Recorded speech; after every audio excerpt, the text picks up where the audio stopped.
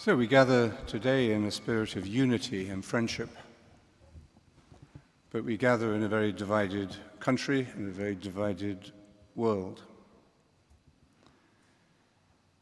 In Christianity itself, which is above all the religion of unity, the great prayer of union that Jesus offers at the end of the Gospel of John, may they all be one. Christianity itself has known many self-inflicted wounds and divisions, many betrayals, beginning among the apostles. We see a division between Peter and Paul over the mission of the church, very fundamental differences. Some would say that the recognition as a state religion by the emperor divided it from itself. And the monastic movement took off in the deserts of Egypt as a response to this secularization or to this compromise, the great compromise of the church with the state. And the monastic movement, East and West, in its many variations over the centuries, became a specific, but not an exclusive, channel for the contemplative dimension of the gospel that is so easily stifled in our institutionalism.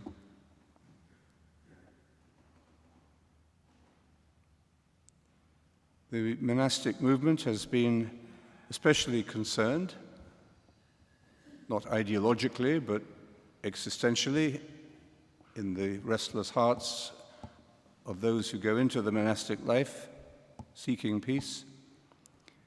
It's been very concerned to protect the simplicity and the purity of the Lord's teaching.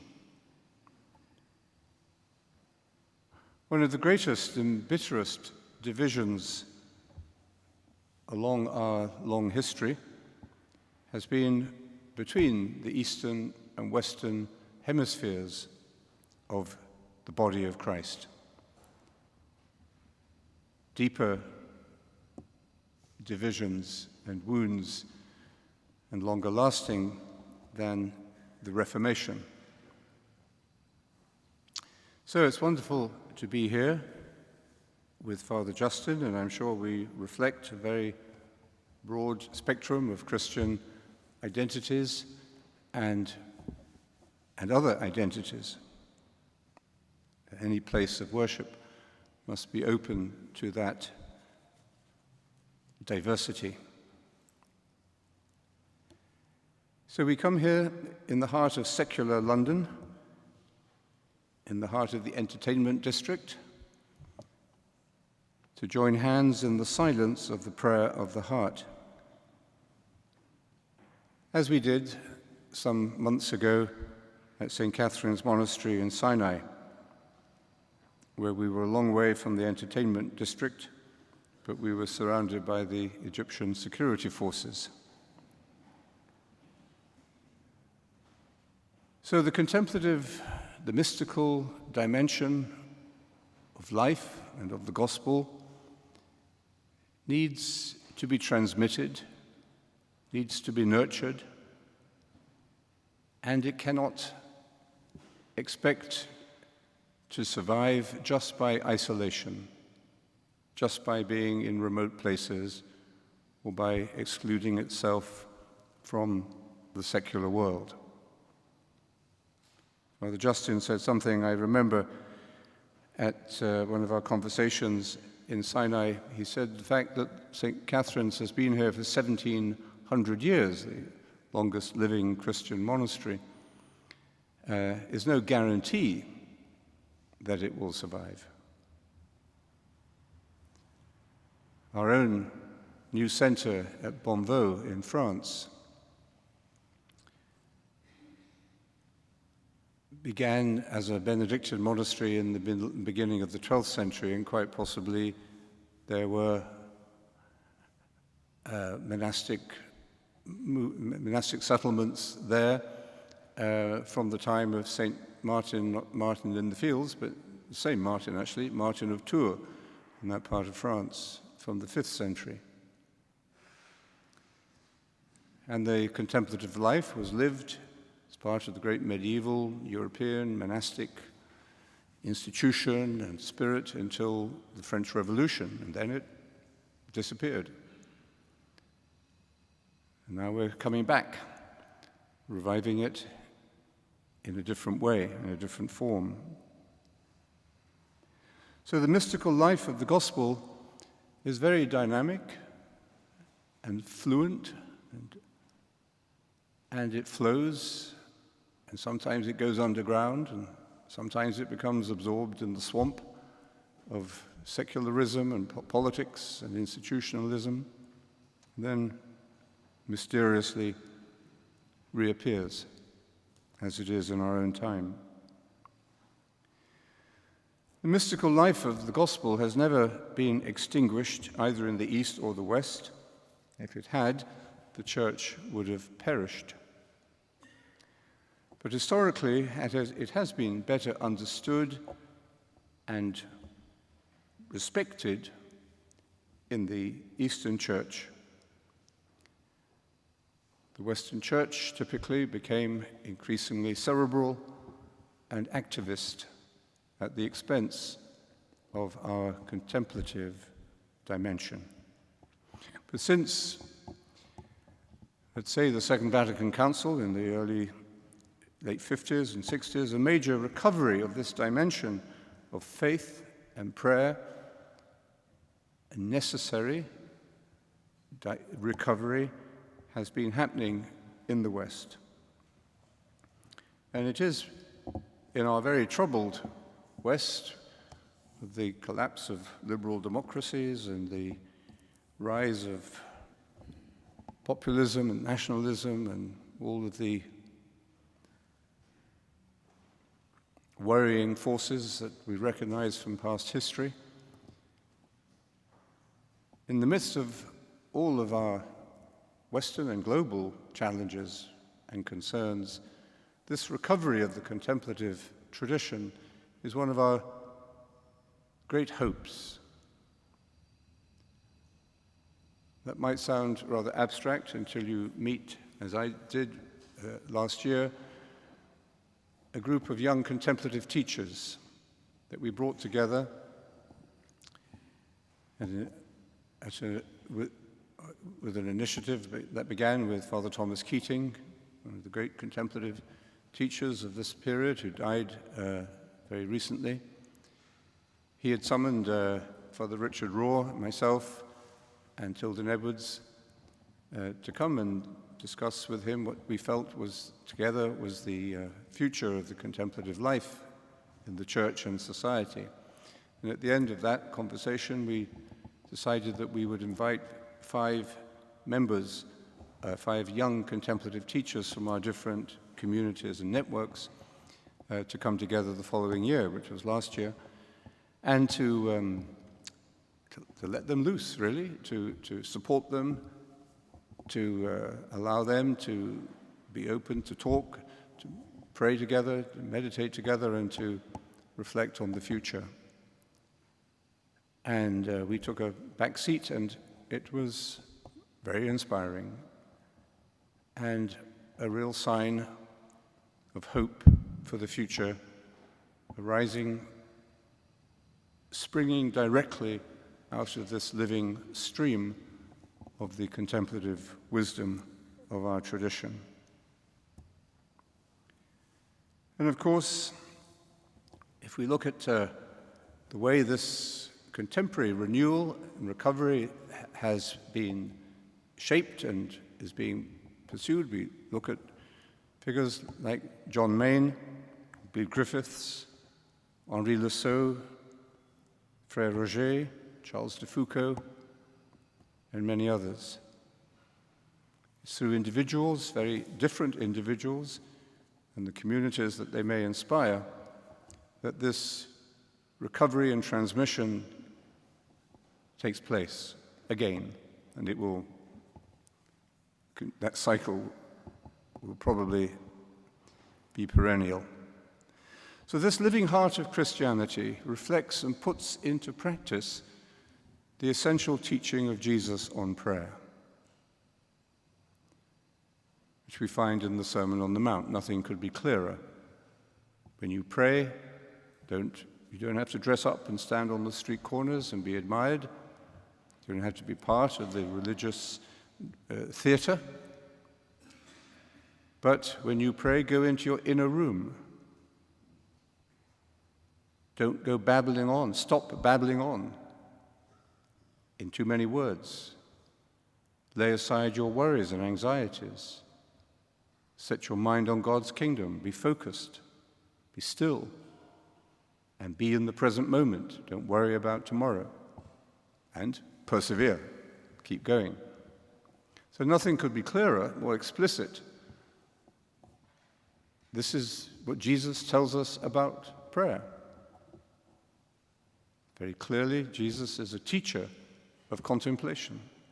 He was also a religious person, observant, prophetic, bit of a troublemaker, but he was essentially a teacher of contemplation. But this teaching is largely ignored in most Christian public worship. One wouldn't think that that teaching was the heart of Christian spirituality. And this teaching has often been relegated to the personal dimension.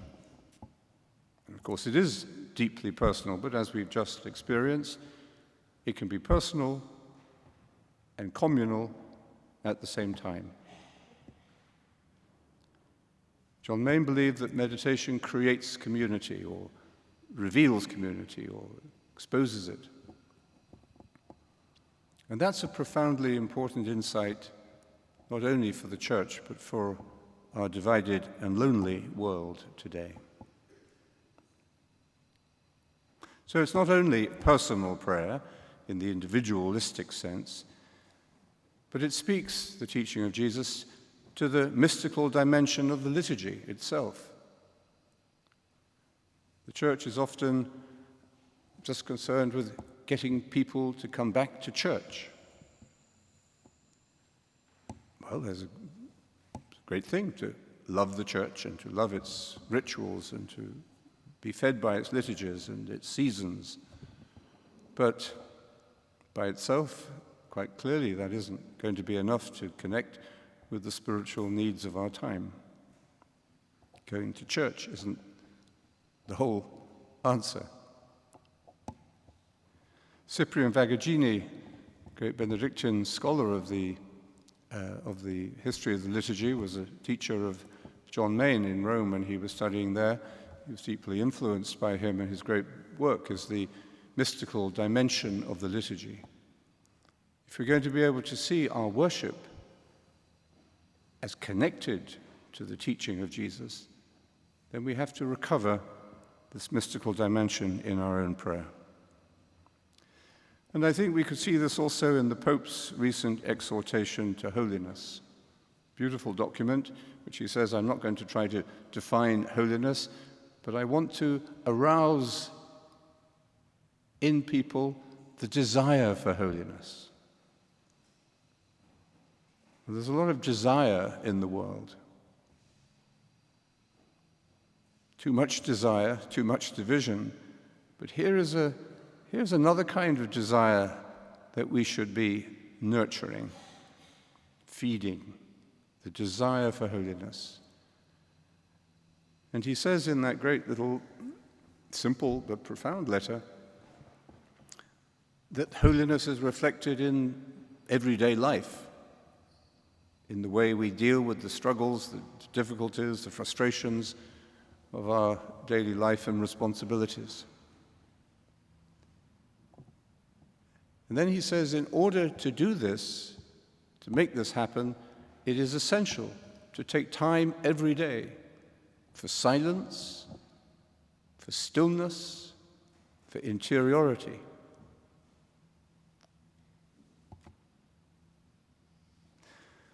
Western Christianity has long lacked familiarity with the universal method of this prayer of the heart. It's unlike the Eastern Church, which has always remembered the prayer of the heart, the Jesus prayer. I think we have to be careful not to put monks on pedestals. Many non-monastic people assume that monks spend all their day meditating. Well, that unfortunately is not true. And in the same way that Christians often put Buddhists or Buddhist monks on a pedestal and think that the Buddhist monks are meditating all day. Unfortunately, that's not true either. But nevertheless, in the Eastern Church, it has never been the case that people forgot what this prayer of the heart meant, and that we need a practice, we need a way to avail ourselves of it, to enter that inner room. And so the recovery of a simple, universal method that can be taught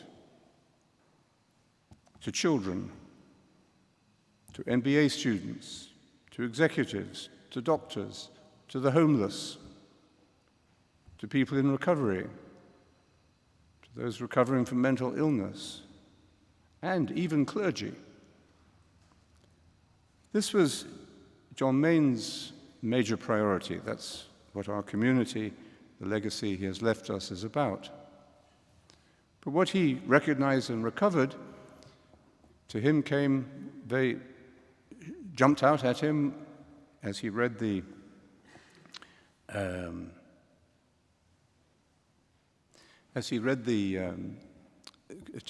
conferences of John Cassian, which distill the wisdom of the desert. John Cassian is one of the great bridges between Eastern and Western Christianity. A saint, recognized as a saint or as a great master in both traditions, although his feast in the Western Church is on February the 29th. So it may denote some slight reservation.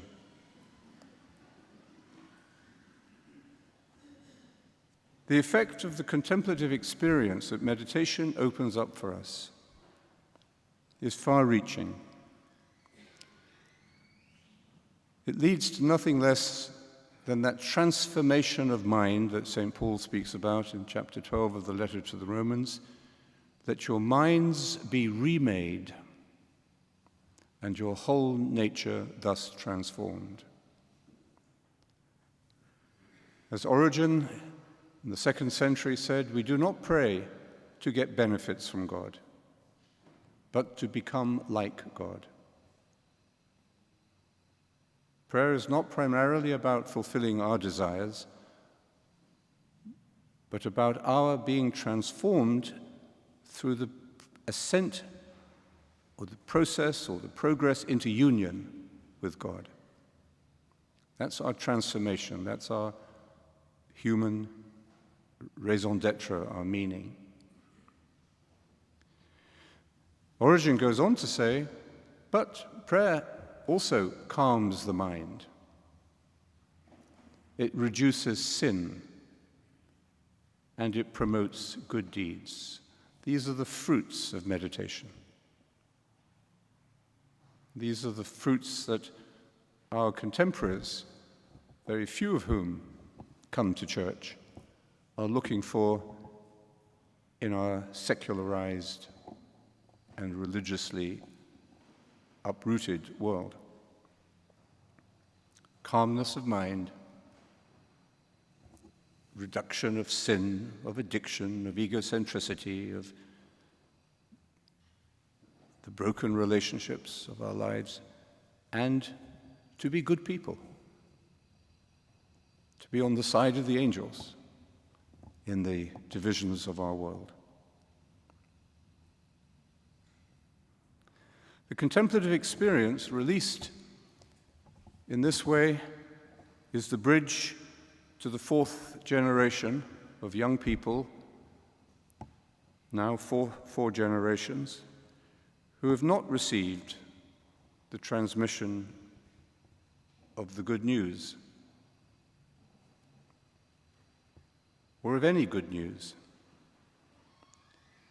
It is also the way to develop the contemplative life, to develop meaningful dialogue with Islam and the other traditions of Asia in our increasingly violent age in which religion is so often hijacked and perverted.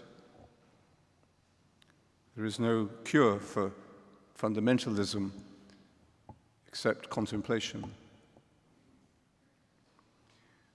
And it's also the way to develop an exegesis, a way of reading the scriptures again, and a theology,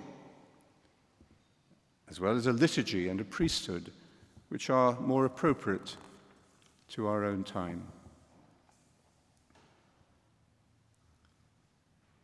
The Church needs to find a new language without losing its old language, but it has to learn to think, to see, and to speak in different ways, and to act differently. And that won't come about so much through an ideological adaptation of trying to be modern, but it will come about through authenticity. There's a wonderful podcast by Rowan Williams called The Problem of Prayer, which somebody sent me recently. And in it, a couple of young evangelicals come to speak to him about prayer. And their big question is, what is prayer really? And they're concerned, as many are in the evangelical field, about effective prayer. Because they often approach the sayings of the gospel in a rather literal way. And so when Jesus says, "Ask and you will receive, knock and the door will be open to you," where 2 or 3 of you ask for something in my name, you will receive it. Why don't you get it? Why don't you win the lottery? Why doesn't human trafficking stop? Because we asked for it with deep sincerity. So the dilemma for them, theologically, is the meaning of prayer. What is effective prayer? And Rowan Williams dealt with it, responded to it with great delicacy and wisdom and kindness. And he said, well, I think maybe a better word to use, one I find better, is authentic prayer. And that opened up the conversation. It opened their minds. Evagrius says that the one who prays is a theologian, and the theologian is one who prays. The mystical theology of Christianity opens new depths into the mystery of Christ. It also opens up new ways of reading the Gospels and living what we read as a way of life. And that, I think, is what we mean by authenticity. The authenticity of prayer has to be grounded in the poverty of spirit, in the silence and the simplicity, and in the desert of our hearts. The desert, like the desert around Sinai, or the long walk up to the top of Mount Sinai, is purifying in its simplicity, its bareness. That's why, biblically and in other traditions as well, people go into the desert for this encounter with themselves and with God.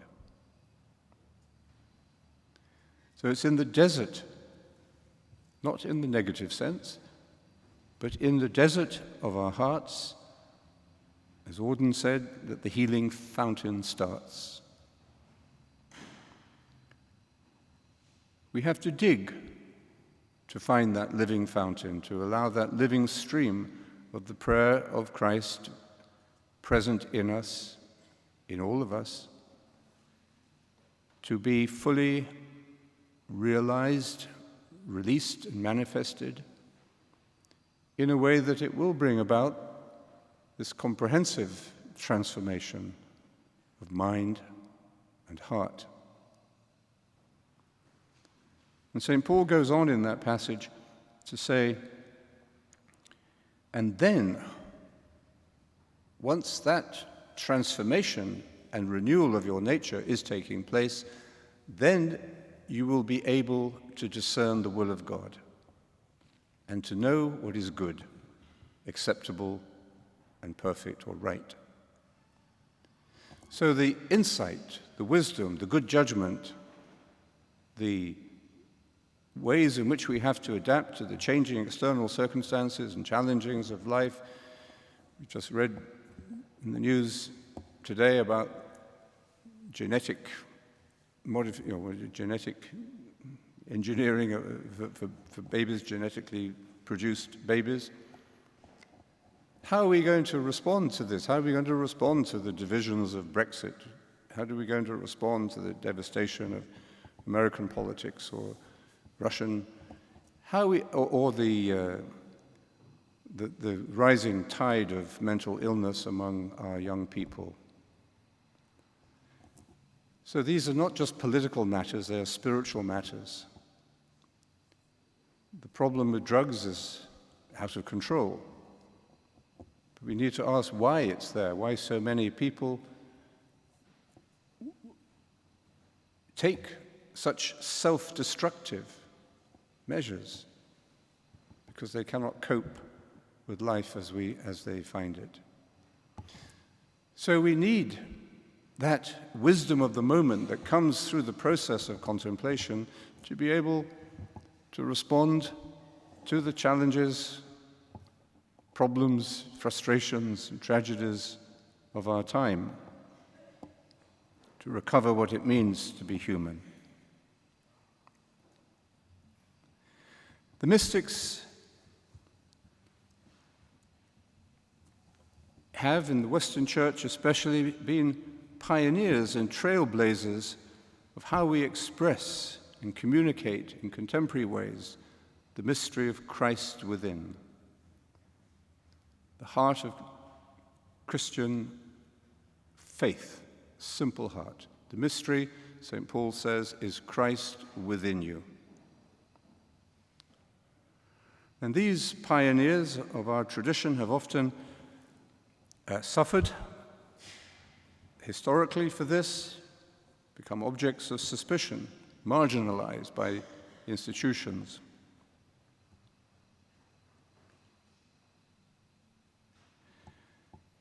But when Meister Eckhart said that God's ground and my ground is the same ground, he sets alarm bells ringing in the halls of orthodoxy. But he was speaking from an experience of that union with God, which every Christian is called to discover and to understand through our own experience, and to enjoy, and to find how this deepening experience of union with God in the ground of our own being, and with the ground of God in the ground of my own being, that deepening experience of union sets us free to accept the gift of life with all its problems, and to celebrate it, and to come to the assistance of others who are struggling without it. So this is an experience of not just of theological debate, but an experience of union that we are all called to desire. This should be our first priority. In our community, we teach meditation to children in many countries now. I just recently came back from Asia, and I was very happy to see how many Christian schools and catechists are teaching meditation to their children. And it is, again, a sign of great hope. Because if we can do that, if we can introduce children, get them away from their iPads for 5 minutes, and introduce them to what is within them, in the ground of their own being, that's the easiest thing we can do. It's not very difficult to teach children to meditate. It's much more difficult to teach teachers to teach the children.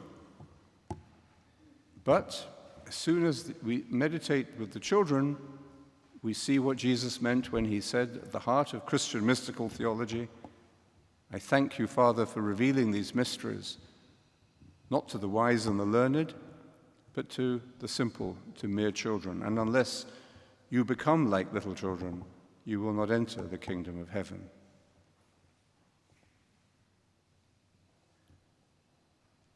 Consciousness of this ground of being, the inner room, is a new kind of awareness. In our educational systems and in our religious formation, we are not introduced to this. Of course, children have it intuitively, but they lose it pretty quickly now. And this new kind of awareness that is difficult for people to get their heads around at first leads to a new form of self-knowledge, a new way of understanding our own nature, of being ourselves. And this, as the mystical tradition has always said, is the basis of our knowledge of God. We cannot know ourselves without knowing God, named or unnamed, and we cannot know God without knowing ourselves. And it is an intrinsic hunger in the human soul to come to this knowledge. We see this hunger in our own restless and confused world, and it's a need that is all the greater and the more painfully felt, the more society, culture becomes disengaged from its spiritual traditions. And then it often becomes a need more met by secular providers, often in a commercial way, than by the mainstream churches. So it's important to have communities like St. Catherine's in Sinai and our own center at Bonvaux in Poitou, who can, in a small way, in a local way, touch into this global situation, who can respond to this existential and spiritual famine. Not in a consumerist way, but by showing the real way, that ascent that Father Justin was referring to in St. John Climacus. It's a journey, and it's uphill for much of the way, but it's a wonderful journey. The way of ascent and the way of ascesis. The way of training, of spiritual practice, of self-control, in moderation, as St. Benedict understood. And above all, the wisdom that comes from these centers of tradition is that we must lose our own self-awareness if we are to awaken to and recognize the mind of Christ within us. Leave self behind is the heart of the Christian call to discipleship. As Meister Eckhart said, the hidden depths of God are our own hidden depths. And it is there that the divine birth is happening, and that we are reborn.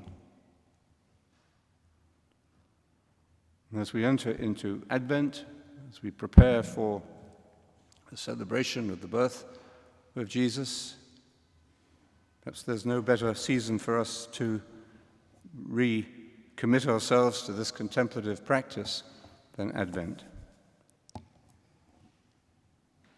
It is a simple ground.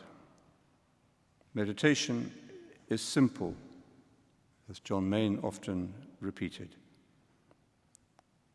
And that birth that takes place, the birth of God within us, the birth of Jesus within our humanity, is also a marriage, the mystical marriage of God and humanity, that for us is clearly made possible by Jesus.